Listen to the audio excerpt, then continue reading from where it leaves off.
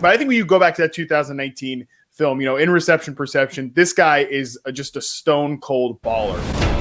Look at the release. There's your separation. Great route. Stutter and go. Gets by clean. That is unbelievable. Maybe the greatest catch I've ever seen. Now let's talk about what Baltimore did. They drafted, and again, I thought Philadelphia should have moved down, picked up a guy like Rashod Bateman, but no, now he lands in Baltimore. I think it's an awesome spot for Bateman here. 6'1", 190 pounds. He ran a 4.39 40 at that size. Come on now. I love this player. He was awesome in 2019. I think you have to go back to that 2019 tape. It's clear that you have to go back to that 2019. You even said going back into 2020, he actually had a serious case of COVID, and it's part of the reason why he opted back in, lost a bunch of weight. So I think when you go back to that 2019 film, in reception perception, this guy is just a stone cold baller.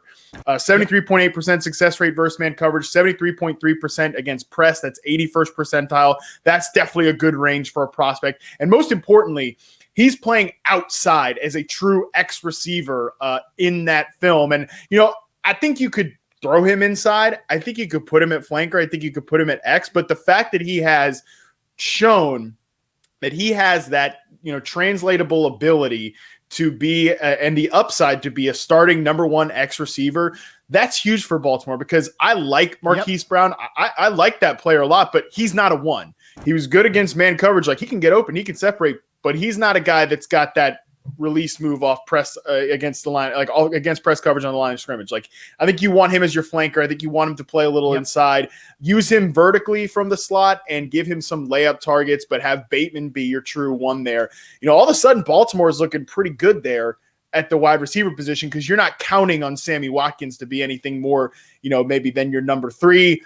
Miles Boykin, Tylan Wallace, those guys will compete to be the 4.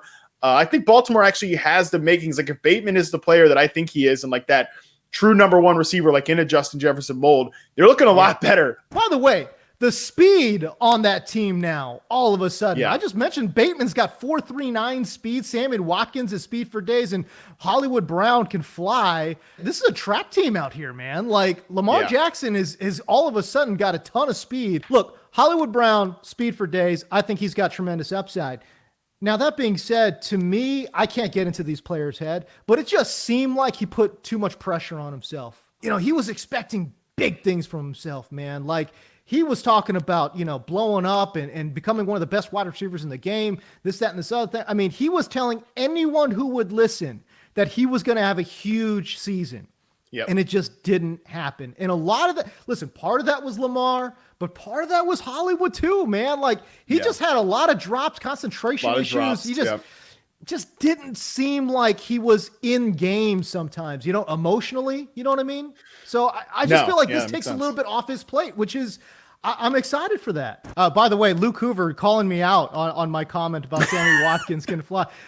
Listen, pal, the guy ran a 4.37 40. I mean, I get it. He's a little older 100 now. years ago. 100 years ago, dude. That's fine. I'm just saying he's not the number 1. Okay, he's going to be outside flanker type dude. For a flanker, the guy can fly. All right, sorry. I was doing a lot of things that I'm not doing it back in 2014, 2015, man. What do you want from me here? I'm just saying, as a secondary receiver, the dude can move. All right, Sammy Watkins coming in day 1, hasn't even done training camp, and he's like, oh yeah, the receivers let down Lamar Jackson. It's bro, can you get your jersey first before you take a freaking blowtorch to everybody in the wide receiving room? And by the way, you're Sammy Watkins. It's one thing you've let down a lot of folks. Thank you.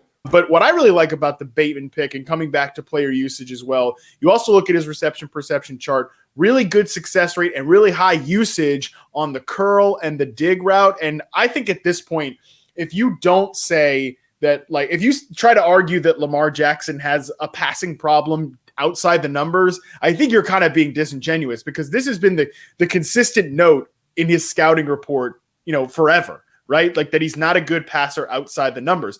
But I think he's great at working the middle of the field.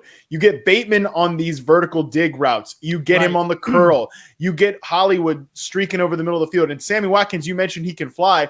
But basically only on like crossing routes. Like that's the only thing you want Sammy Watkins doing. Right. You just want him running crossing routes. I think they're starting to put together the pieces of a team that can be very good over the middle, which is what you have to be if you have Lamar Jackson as your quarterback.